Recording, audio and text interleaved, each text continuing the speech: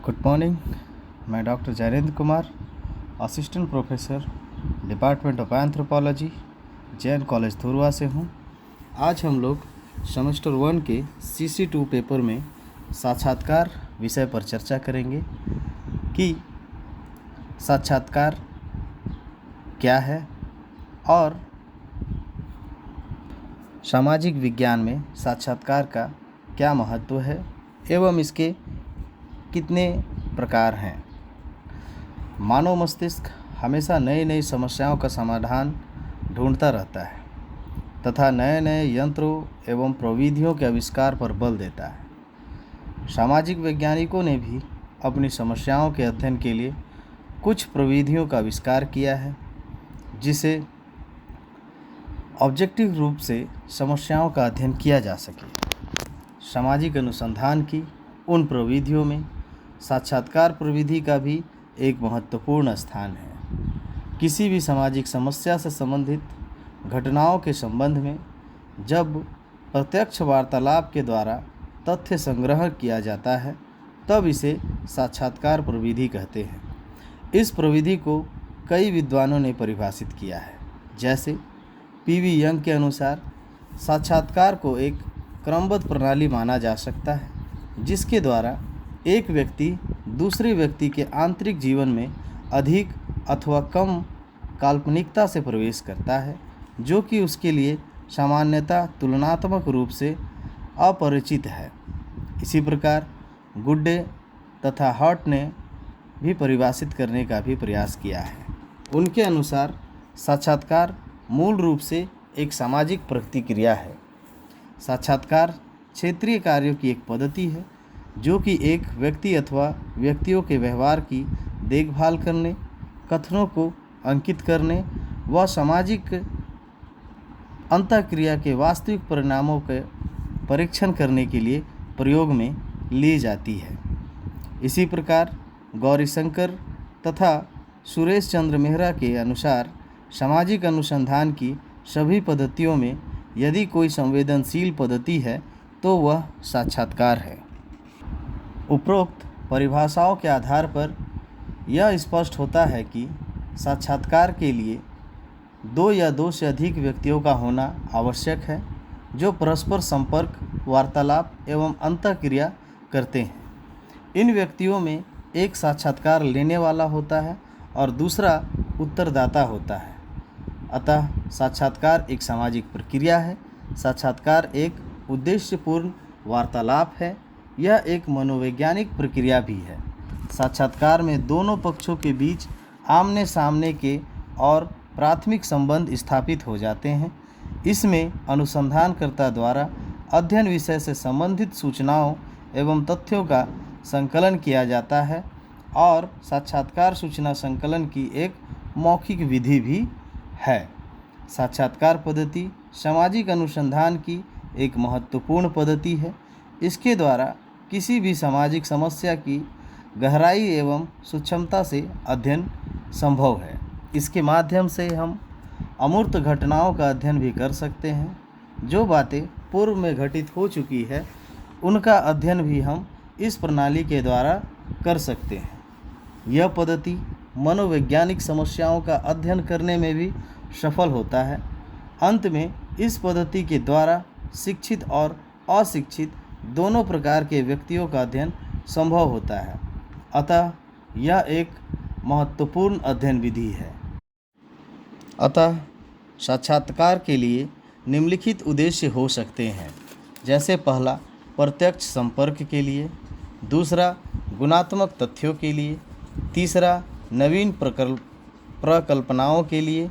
चौथा, वेरिफिकेशन पुनः निरीक्षण के लिए। पाँचवां, व्यक्तिगत सूचनाओं के लिए। छठवां, विभिन्न विचारों के लिए। सातवां, अवलोकन के लिए आदि अवलोकन के प्रमुख उद्देश्य हैं। साक्षात्कार की विधि का वर्गीकरण कई आधारों पर किया जा सकता है, जैसे प्रकार के उद्देश्य के आधार पर, संपर्क की अवधि के आधार पर, क्षेत्र के आधार पर, औपचारिकता के आधार पर, आवृत्ति के आधार पर, आयोजन के आधार पर, सूचना दाता के आधार पर, अवधि के आधार पर आदि के आधार पर साक्षात्कार को वर्गीकृत किया जाता है। सामान्यतः साक्षात्कार के निम्न प्रकार हैं, जैसे पहला, व्यक्तिगत साक्षात्कार। इस साक्षात्कार में साक्षात्कारकर्ता एक समय में एक ही व्यक्ति से साक्षात्कार लेता है। यह समूह साक्षात्कार की विपरीत स्थिति है। इसके प्रत्येक प्रश्न का उत्तर सूचना का एक स्रोत बन जाता है। अर्थात इस विधि में साक्षात्कारी एक समय में केवल एक ही व्यक्ति से साक्षात्कार करता है। अधिकांश साक्षात्कार इस विधि से किए जाते हैं। प्रत्येक व्यक्ति का साक्षात्कार करने के लिए विशेष गुण होता है, जैसे सूचनाएं सही तथा अपने वास्तविक रूप में प्राप्त होती हैं, प्रश्नों के उत्तर अस्पष्ट नहीं रहते, उनका तुरंत स्पष्टीकरण लिया जाता है, आवश्यकता अनुसार प्रश्नों के उत्तर प्राप्त किए जाते हैं, अत्यंत कोमल, भावपूर्ण अथवा विवादास्पद प्रश्नों के भी उत्तर मिल जाते हैं। भावनाओं की उत्तेजना के द्वारा रहस्यपूर्ण सूचना की प्राप्ति भी की जा सकती है, जो व्यक्तिगत साक्षात्कार के प्रमुख गुण हैं। साक्षात्कार का दूसरा प्रकार समूह साक्षात्कार है। इस साक्षात्कार में साक्षात्कारकर्ता के एक समूह को ही स्थान पर बुलाकर साक्षात्कार लिया जाता है। साक्षात्कारकर्ता पथ प्रदर्शिका के माध्यम से प्रश्न पूछता है तथा उत्तरदाताओं का समूह उत्तर देता है। इस प्रकार के साक्षात्कार की मुख्य विशेषता यह है कि इसके द्वारा साक्षात्कारकर्ता प्रत्येक उत्तरदाता से व्यक्तिगत रूप से उत्तर नहीं प्राप्त करता, बल्कि उत्तरदाताओं के एक समूह का एक साथ ही साक्षात्कार लेता है तथा उसके आधार पर तथ्यों को एकत्रित करता है। मॉर्टन के आधार पर सामूहिक साक्षात्कार की संरचना की चर्चा करते हुए मॉर्टन ने कहा कि शोधकर्ता ऐसी स्थिति में प्रशासनिक सुविधा के लिए समूह की बनावट एवं आकार को एक निश्चित सीमा में रखता है। जहाँ तक संभव हो, एक समान शैक्षणिक एवं बौद्धिक स्तर के व्यक्तियों का समूह होना चाहिए। समूह का आकार भी इतना बड़ा ना हो कि व्यवस्था संबंधी अनावश्यक गड़बड़ी उत्पन्न हो जाए, क्योंकि ये साक्षात्कार कभी कभी विवादास्पद समस्याओं से भी संबंधित हो जाता है। तीसरा साक्षात्कार का प्रकार है अनियंत्रित साक्षात्कार। इस साक्षात्कार की सर्वप्रथम विशेषता यह है कि इसमें साक्षात्कारकर्ता तथा उत्तरदाता दोनों में किसी पर भी किसी प्रकार का नियंत्रण नहीं होता। इस तरह के साक्षात्कार में दोनों में से किसी पर भी निर्देशन नहीं किया जाता। साक्षात्कारकर्ता साक्षात्कार के दौरान पथ प्रदर्शिका के आधार पर साक्षात्कार के प्रश्नों का निर्माण करता है। प्रश्नों के खुले प्रकार का ही प्रयोग किया जाता है। साक्षात्कार के कर्ता के दौरान उत्तरदाता के सभी उत्तर को नहीं लिखता, बल्कि साधारण और संक्षिप्त उत्तरों को ही लिखता है। साक्षात्कार के बाद वह उन उत्तरों के विस्तृत रूप को लिखता है। चूँकि इस तरह के साक्षात्कार में पूर्व निर्धारित प्रश्नों और संभावित उत्तरों के आधार पर सूचना एकत्रित नहीं की जाती, इसीलिए इसे अनस्ट्रक्चरल इंटरव्यू भी कहा जाता है। साक्षात्कार की चौथी प्रमुख प्रकार है नियंत्रित साक्षात्कार। इस साक्षात्कार की सर्वप्रथम विशेषता यह है कि इसमें साक्षात्कारकर्ता और उत्तरदाता दोनों पर ही नियंत्रण रहता है।